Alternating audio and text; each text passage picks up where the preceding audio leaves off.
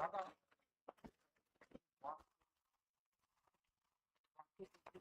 या वर्तनी की जो भी आप वाक्य लिख रहे हैं उन वाक्यों में दोष आता है, क्या त्रुटि होती है जिससे हमारे तो बड़ी साधारण सी चीज है वर्तनी। अगर आपके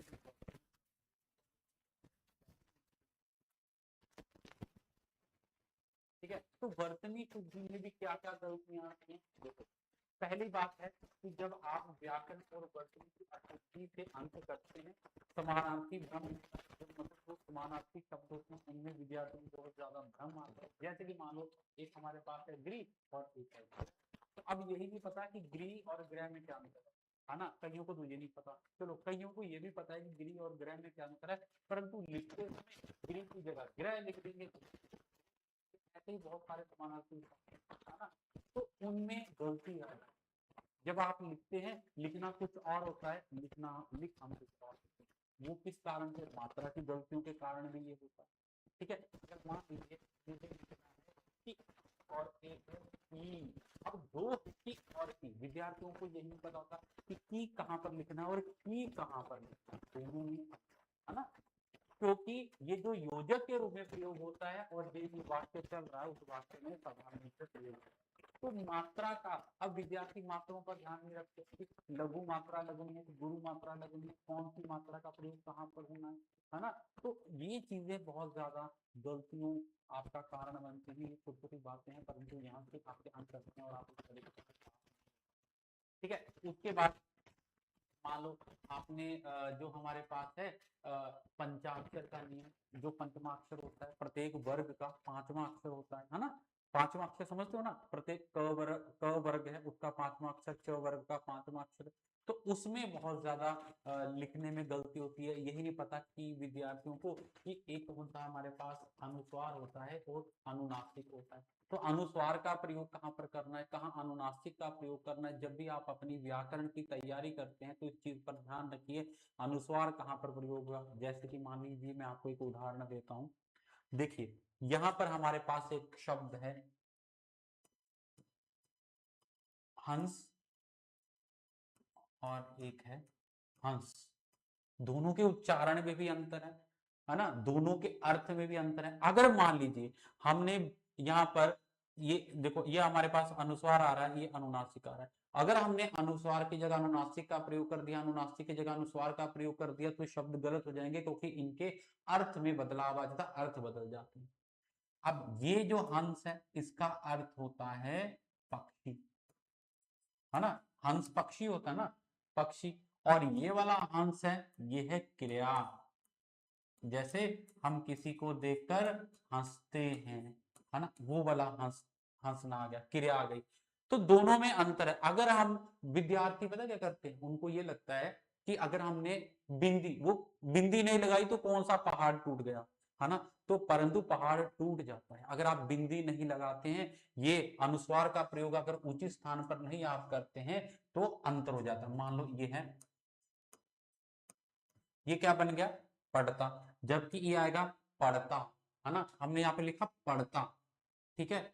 या फिर मैं ऐसे लिख देता हूं, जैसे वो बोलते ना वो गिर पड़ता है, ठीक है, तो वो गिर पड़ता है, चलते चलते गिर पड़ता है, अगर आपने ये तल बिंदु नहीं लगाया तो ये पढ़ता बन जाएगा, अंतर आ जाएगा, तो वो आपकी वर्तनी अशुद्ध हो जाएगी, ठीक है। तो ये हो गया। उसके बाद जैसे हमने लिखना ये पढ़ता बन गया, अगर हमने लिखा पढ़ता, वो पढ़ता है ना, पढ़ता तो इस प्रकार से तल बिंदु के साथ लगेगा। तो ये छोटी छोटी चीजें हैं, अगर आप इनका ध्यान नहीं रखते हैं तो आपके अंक कटते हैं, वो सारे का सारा ये वर्तनी दोष के अंतर्गत आता है। आपकी वर्तनी शुद्ध होनी चाहिए, ठीक है। उसके बाद लिखकर सुधार करना। अब बहुत सारे विद्यार्थी पता क्या करते हैं कि वो सिर्फ कोई भी विषय है, मान लीजिए जैसे मैं विद्यार्थियों को बोलता हूँ कि अपनी हिंदी को सुधारने के लिए आप समाचार पत्र कीजिए रोज, है ना, हिंदी का समाचार पत्र, इंग्लिश का तो सभी पढ़ते हैं परंतु हिंदी का समाचार पढ़ना भी बहुत आवश्यक है। तो वो क्या करेंगे, सिर्फ पढ़ेंगे, चीजों को पढ़ते बहुत हैं परंतु लिखते नहीं है, लिखन उनका सुधरता नहीं है। जब तक आपकी ये हैंडराइटिंग नहीं सुधरेगी, लिखावट नहीं सुधरेगी, आप तब तक अच्छे अंक प्राप्त नहीं कर सकते। तो हिंदी लिखते समय आपको ध्यान रखना है, आपकी जो लिखाई है वो सुंदर होनी चाहिए, ठीक है, अक्षरों की बनावट वो अच्छी होनी चाहिए। अगर आपकी लिखावट अच्छी नहीं है तो बताइए किस प्रकार से आपका जो एग्जामिनर है, आपका परीक्षक, वो आपकी परीक्षा को क्यों चेक करेगा, आपकी उत्तर पुस्तिका को क्यों चेक करेगा वो, क्योंकि जब उसको समझ ही नहीं आ रहा वो समझने का प्रयास बिल्कुल नहीं करेगा, ठीक है। अगर मान लीजिए मैं एग्जामिनर हूं तो मेरा कहीं ना कहीं उद्देश्य रहता है कि मैं इस विद्यार्थी को कम से कम अंक दूं, तो अंक लेना आपका कार्य है। अगर आप अच्छे से अपने परीक्षा को लिखते हैं, अपने पेपर को लिखते हैं, तो वो आपको अच्छे अंक देगा, ठीक है। परंतु उसके लिए आपको मेहनत भी तो करनी पड़ेगी, परिश्रम भी तो करना पड़ेगा। तो इसलिए जब आपने बहुत सुंदर लिखा है, फ्लो चार्ट्स बनाए हुए हैं, अच्छे अच्छे जो आपने डाटा निबंध में लिखा है या जो जहां पर भी, तो उसको अंडरलाइन किया हुआ, तो वो चीजें, इन चीजों का प्रभाव पड़ता है। इसको कहा जाता है प्रस्तुतिकरण। अगर आपका प्रस्तुतिकरण बहुत अच्छा है तो आपको अंक मिलेंगे ही मिलेंगे। परंतु ऐसी लिखावट कर दिए, बोलते हैं सर हम फ्लो में लिख देते हैं, फ्लो में नहीं पता, फ्लो में लिखते लिखते कहां पर शिरोरेखा लगनी है, कहां पर शिरोरेखा नहीं लगनी है, जहां पर शिरोरेखा नहीं लगनी वहां पर शिरोरेखा लगाते जा रहे हैं, जहां पर शिरोरेखा लगनी है, ठीक है, वहां पर शिरोरेखा नहीं लगा रहे हैं। तो ये सारी की सारी गलतियां आती हैं, इनको आपको ध्यान में रखना है, ठीक है। तो लिखकर सुधार करना है, पढ़ते समय कठिन शब्दों को आप लिखकर देखें, कोई भी चीज आपने नया शब्द सीखा उसको लिखकर देखें, है ना। अक्षरों की बनावट, आपने जो वर्ण है उनकी बनावट को लिखकर सुधारें, ठीक है। उसके बाद हमारे पास आता है कि आपको वर्ण, बनावट और लिखावट, जो हम अभी चर्चा कर रहे थे, कि आपकी लिखावट बहुत सुंदर ना हो, ठीक है, परंतु पठ मतलब ये नहीं मैं कह रहा कि बड़ी सुंदर, बहुत सुंदर लिखो आप, नहीं, सुंदर नहीं लिख सकते, कम से कम पढ़ने लायक तो हो। कईयों की, कई विद्यार्थी ऐसी लिखावट होती है कि समझ ही नहीं आता वो क्या लिखना चाहते, क्या लिख रहे हैं, ठीक है। तो ये चीज बड़ी ज्यादा महत्वपूर्ण है कि आके अगर लिखावट सुंदर नहीं है परंतु पढ़ने योग्य हो, कि परीक्षक को पढ़ने में अधिक परिश्रम ना करना पड़े। आप परिश्रम कर लीजिए परंतु परीक्षक को परिश्रम ना करवाइएगा। अगर आपने उसको परिश्रम करवाया तो आपको भारी पड़ जाएगा, इस बात का ध्यान रखिएगा, ठीक है। उसके बाद शिरोरेखा की मैं अभी बात कर रहा था, शिरोरेखा तो समझते हो ना आप, शिरोरेखा की ये, अब देखो शिरोरेखा, मान लो कि मैं लिख रहा हूं ख, इसको शिरोरेखा कहा जाता है, ठीक है। जो आप बोलते हो कि जो वर्ण होते हैं उनके ऊपर जो लाइंस लगाई जाती है, इसको शिरोरेखा कहा जाता है। और अगर आप लिख रहे हैं खाना,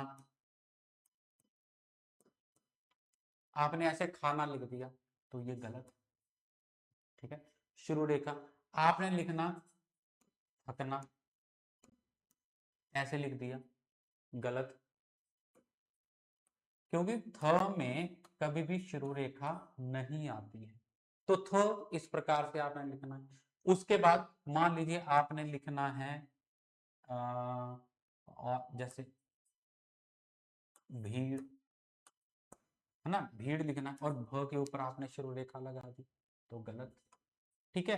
तो ये चीजें कि शिरोरेखा का ध्यान रखिए, कहां पर शिरोरेखा लगनी है, कहां पर शिरोरेखा नहीं लगनी है। सबसे ज्यादा विद्यार्थी ये वाली अ की गलती करते हैं, आम लिखना है तो इस प्रकार से लिखते हैं, ये आम लिख देंगे तो ये भी गलत है, ठीक है। अगर आपको खाना लिखना है तो इस प्रकार से खाना लिखिए, है ना, अच्छे से समझ आना चाहिए। थकना लिखना है कि इस प्रकार से थकना लिखिए, भीड़, ठीक है। तो इस प्रकार से लिखिए। और कई विद्यार्थी होते हैं जैसे ख लिखा, फिर उसके बाद शिरोरेखा, फिर आ, फिर ना को आ, ऐसे शिरोरेखा बार बार लगाते हैं। पहले पूरा शब्द लिखिए उसके बाद शिरोरेखा लगाइए, इससे आपकी गति में वृद्धि होगी लिखते समय, ठीक है। अगर बार बार शिरोरेखा लगाएंगे तो आपका फ्लो टूटेगा, इससे फ्लो नहीं तोड़ना है, पूरे का पूरा शब्द लिखें उसके बाद फिर आप शिरोरेखा लगाएं, ठीक है। इस चीज को ध्यान रखिएगा। तो ये चीज कि शिरोरेखा का ध्यान रखें, ठीक है। जो शब्द, जब आप कहीं पर भी शिरोरेखा नहीं लगाते हैं तो वो अधूरा शब्द हो जाता है, ठीक है। उसके बाद आता है समान आकार, सभी वर्णों का आकार और उनके बीच की दूरी का ध्यान रखिए। ये नहीं करना है कि पहले छोटा छोटा लिख रहे हैं बाद में बड़ा लिखना शुरू कर दिया, पहले बड़ा लिख रहे हैं फिर छोटा छोटा लिखना शुरू कर दिया, कई विद्यार्थी ऐसे करते हैं, ठीक है। कि जैसे कि मुझे पढ़ने के लिए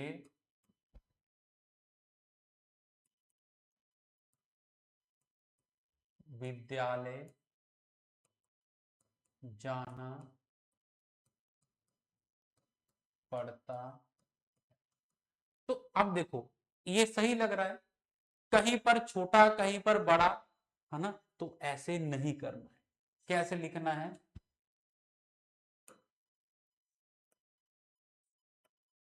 मुझे एक जैसे शब्द, ठीक है, पढ़ने के लिए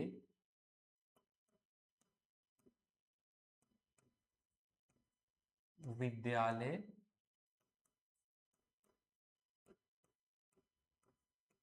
जाना है।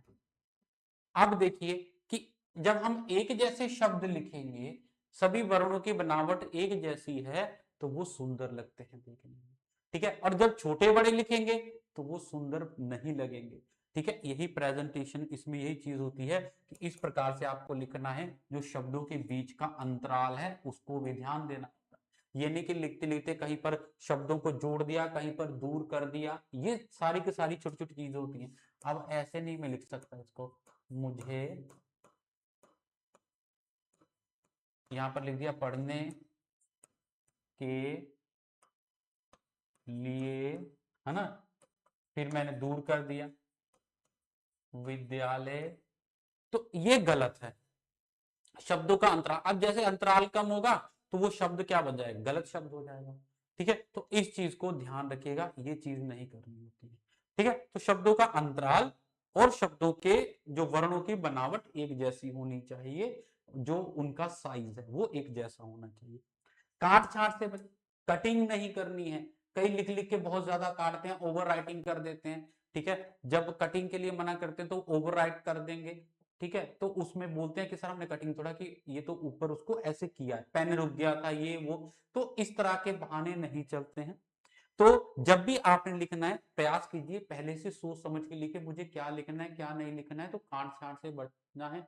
अगर आप काट छाट करेंगे, कटिंग करेंगे, तो उसके अंक कटेंगे। तो काट छाट बिल्कुल ना करें, सोच समझ कर लिखें, ठीक है। बस इस चीज का ध्यान रखें। और सोच समझ, जब आप बहुत ज्यादा अभ्यास करेंगे ना, लिखन का अभ्यास करेंगे, तो आपकी गलतियां नहीं होंगी, आप सोच समझ कर लिख पाएंगे, कटिंग कम होती है, ठीक है। तो इसलिए ये भी सीधी सी बात है कि आपको प्रैक्टिस अच्छे से करनी है, ठीक है। उसके बाद नियमित अखबार और करंट अफेयर्स, ठीक है, वो तो आप पढ़ते ही हैं क्योंकि आप सभी एचपीएस के विद्यार्थी हैं, अलाइड के हैं, एनटी के, तो करंट अफेयर तो पढ़ते होंगे ज्यादातर। एचपीएस और अलाइड वाले तो बहुत ज्यादा करंट अफेयर पढ़ते हैं, ठीक है। तो जब आप सभी करंट अफेयर पढ़ते हैं, तो उस करंट अफेयर को आपको निबंध में प्रयोग कीजिए, ठीक है। जब आप निबंध लिख रहे हैं वहां पर प्रयोग कीजिए करंट अफेयर को, ठीक है। कई विद्यार्थियों को नहीं पता, ज्ञान है परंतु उसको प्रयोग कैसे करना है।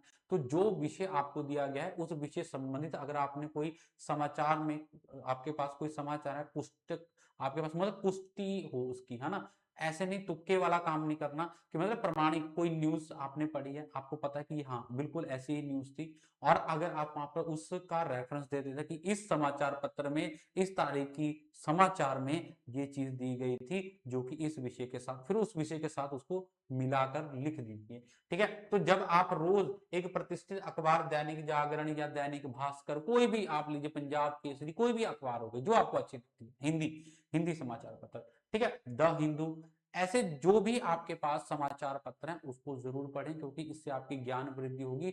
जो आज तत्कालीन परिस्थिति है आसपास में, उसका आपको ज्ञान रहेगा, और उन चीजों को आप अपने निबंध में प्रयोग कर सकते हैं, और निबंध में प्रयोग करेंगे तो आपको अच्छे अंक प्राप्त होते हैं, ठीक है। तो इस चीज की और ध्यान दीजिएगा। जो आपके राज्य में हो रहा है उसको, और मासिक पत्रिकाएं, है ना, जो आपकी मंथली मैगजीन्स होती हैं उनको पढ़िए, जिससे कि आपके ज्ञान में वृद्धि हो और आप अच्छे से उन चीजों को लिखिए, ठीक है। उसके बाद उत्तर लेखन का अभ्यास करना बहुत जरूरी है। कई विद्यार्थी, बहुत कम विद्यार्थी होते हैं जो लेखन का अभ्यास करते हैं, ठीक है। तो लेखन का अभ्यास करना है। आपके पास मेंस में अच्छे अंक आपको अंतिम चयन तभी मिलेगा जब आपका लेखन अच्छा होगा और आपकी हैंडराइटिंग, जिसको हम है ना हैंडराइटिंग, वर्ण बनावट, ये सब कुछ आपका तभी सुधरेगा जब आप ज्यादा ज्यादा लेखन का अभ्यास करेंगे। प्रीलिम्स की तैयारी के साथ ही रोज कम से कम 2 घंटे लिखने का अभ्यास करें। जो प्री की तैयारी कर रहे हैं उन विद्यार्थियों के लिए भी, है ना, कि कल को ये नहीं कि अभी हम प्री कर रहे हैं तो मेंस की ओर कोई ध्यान नहीं, रिटर्न आपको देना ही पड़ेगा। इसलिए जो विद्यार्थी प्री की तैयारी कर रहे हैं साथ साथ 2 घंटे लेखन जरूर किया कीजिए। इंग्लिश हिंदी दोनों लिखिए, अनुवाद कीजिए, निबंध लिखिए, व्याख्या लिखिए, इन चीजों को आपको अभ्यास करना है। ठीक है, और निर्धारित समय के भीतर प्रयास कीजिए निबंध लेखन का। आपके पास पीवाईक्यूज हैं, उनमें से देख लीजिए आपको कितना टाइम दिया गया है ना। जिस भी परीक्षा की आप तैयारी कर रहे हैं, एचपीएलआई की कर रहे हैं, एचपीएस की कर रहे हैं, कोई भी तैयारी आप कर रहे हैं तो उसका पीवाईक्यू देखिए, तो उसमें निबंध कितने शब्दों का आपको कहा गया है, उसी के अनुरूप समय निर्धारित कर लीजिए। अगर मैं हर प्रत्येक प्रश्न को इतना समय देता हूं तो निबंध के पास मेरा कितना समय आता है। उस निबंध को लिखते समय मुझे उसी जो है निर्धारित समय में आपने निबंध को आपको लिखना है। ठीक है, ये हो गया। समय जरूर ये चीज ध्यान में रखना है। और पिछले जो पीवाईक्यूज हैं और मॉक टेस्ट, उनमें से कोई ना कोई, जब आप मान लीजिए आपने निबंध लिखना है तो वो बहुत सारे विद्यार्थी कहते हैं निबंध लिखें पर हमें विषय नहीं पता किस पर निबंध लिखें। तो उसके लिए बड़ी साधारण सी चीज है, पीवाईक्यू उठाइए कोई भी, 2016 का उठा लिया, 2014 का उठा लिया, जो भी उसमें से निबंध है, या तो ऐसे कीजिए सारे पीवाईक्यूज के निबंधों की एक लिस्ट बना लीजिए। ठीक है, उसके बाद सारे जो आपको चलो गद्यांश तो नहीं, पर ये जरूर कर लीजिए सारे के सारे निबंधों की लिस्ट बना लीजिए, फिर उन निबंधों पर लिखने का अभ्यास कीजिए, उन विषयों पर लिखें। फिर आप देखें उसको नेट पे चेक करें कि या इसमें और अच्छा क्या हो सकता था। अपने अध्यापकों को चेक करवा सकते हैं आप, या जहां से भी एक बार आप जिसको बोलते हैं मॉडल आंसर, है ना, तो मॉडल आंसर जरूर देखिएगा कि उसका मॉडल आंसर क्या था और हमारी कहां पर कमी रह गई, जिससे आप अपना मूल्यांकन कीजिए और उस जो गलती रह गई उस गलती को सुधारने का प्रयास कीजिए। ठीक है, तो जो आपकी कमियां हैं उन कमियों को सुधारने का प्रयास कीजिए और रोजाना पढ़ना है, प्रयास, लेखन जो आपने कार्य करना है रोज लेखन कार्य करना है, एक दिन भी गैप न डाले। जो जिनका प्री क्लियर है, मेंस की तैयारी करें, तो वो उनके लिए तो बिल्कुल रोज आपको लिखना है, हिंदी में कुछ ना कुछ जरूर लिखें। कभी व्याख्या कर ली, कभी हमने गद्यांश व्याख्या कर दी, कभी पद्यांश व्याख्या कर दी, है ना, या फिर निबंध लिख लिया, ऐसा कुछ ना कुछ जरूर लिखते हैं। व्याकरण की तैयारी साथ साथ करते रहिए, मुहावरे जितने ज्यादा हो सकते हैं मुहावरों को पढ़िए, अपने मुहावरों को अपने निबंध में प्रयोग कीजिए, है ना। तो इस तरह से जब आप तैयारी करेंगे आप अच्छे से तैयारी कर पाएंगे। रोजाना पढ़ाई करनी है और पॉजिटिव थिंकिंग, सकारात्मक सोच रखनी है। ठीक है, कि आपको पता है कि एक बार में ही परीक्षा पास करना थोड़ा सा कठिन होता है। तो जो विद्यार्थी लगातार लगे हुए हैं, प्री क्लियर कर रहे हैं, मेंस में रह जा रहे हैं, फिर मेंस बार बार देना पड़ रहा है, परंतु कोई बात नहीं, ऐसी जो परीक्षाएं होती हैं उनमें आपको पता है कि धैर्य की आवश्यकता रहती है और अभ्यास का बहुत बड़ा महत्वपूर्ण इसमें भूमिका रहती है। जितना अभ्यास करेंगे, धैर्य रखेंगे, अपने मन को शांत रखेंगे, उतने अच्छे से आप अपनी परीक्षा की तैयारी कर पाएंगे। ठीक है, तो इन बातों को जब आप ध्यान में रखेंगे आप अपनी परीक्षा की तैयारी अच्छे से कर पाएंगे। बस इस तरह से अपनी हिंदी की तैयारी कीजिए और आपको अवश्य हिंदी में सफलता मिलेगी, क्योंकि ये हिंदी में सफलता का मूल मंत्र है।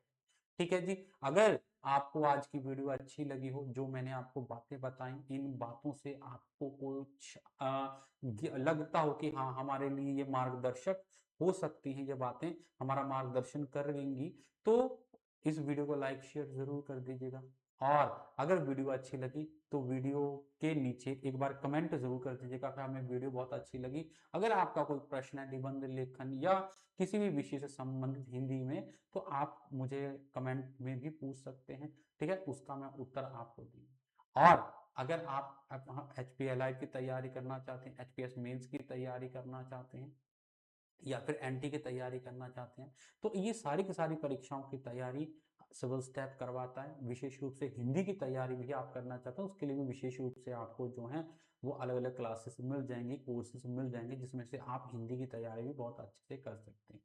ठीक है, तो अगर आप इनमें से कोई भी कोर्स लेना चाहते हैं तो ये देखिए यहाँ पर फोन नंबर दिया गया है, फोन नंबर 7814622609। इस फोन नंबर पर संपर्क करके आप पूरी सूचना प्राप्त कर सकते हैं किसी भी कोर्स से संबंधित, और इस कोर्स को ज्वाइन करके अपनी तैयारी अच्छे से कर सकते हैं।